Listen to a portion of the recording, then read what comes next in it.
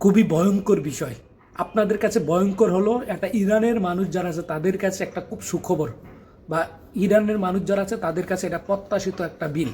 সেই বিষয়ে কথা বলবো। তার আগে বলে নিই, যারা আমার ফেসবুক পেজটাকে এখনও ফলো করেননি দ্রুত ফলো করে রাখুন, আর যারা এখনও আমার ইউটিউব চ্যানেলকে সাবস্ক্রাইব করেননি দ্রুত সাবস্ক্রাইব করুন। যে বিষয়টা কথা বলতেছিলাম, আপনারা জানেন গত ফেব্রুয়ারি মাসে ইরানের সর্বোচ্চ নেতা আয়াতুল্লাহ আলী খামেনিকে মানে একেবারে নিহত করা হয়, মিসাইল দিয়ে তাকে নিহত করা হয়। তার সর্বোচ্চ শাস্তির, তার খুনিদের সর্বোচ্চ শাস্তির বিষয়টা নিশ্চিত করার জন্য ইরান একটি প্রকল্প বা একটি বিল তাদের পার্লামেন্টে নিতে যাচ্ছে।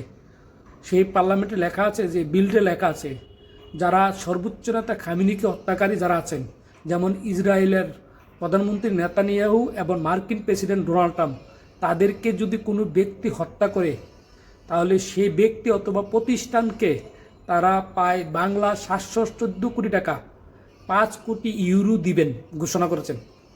ঘোষণাটা তারা ওই যে বিল করেছেন সেই বিলে তারা এটা লিখেছেন। এই বিষয়টা জানিয়েছেন যে ইরানের যে জাতীয় নিরাপত্তা কমিশনের যে চেয়ারম্যান আছেন, তিনি এই বিষয়টা গণমাধ্যমকে জানিয়েছেন। এখনও বিলটা পাশ হয়নি, কিন্তু অতি শীঘ্রই হয়তো পার্লামেন্টে এমন একটা বিল পাশ হয়ে যাবে। তখন কিন্তু দেখা যাবে যে পাল্টা এই যুদ্ধটা থামানোর জন্য এখন যেভাবে চেষ্টা চালাচ্ছে দুইটা পক্ষ, তখন এটা আর থাকবে না।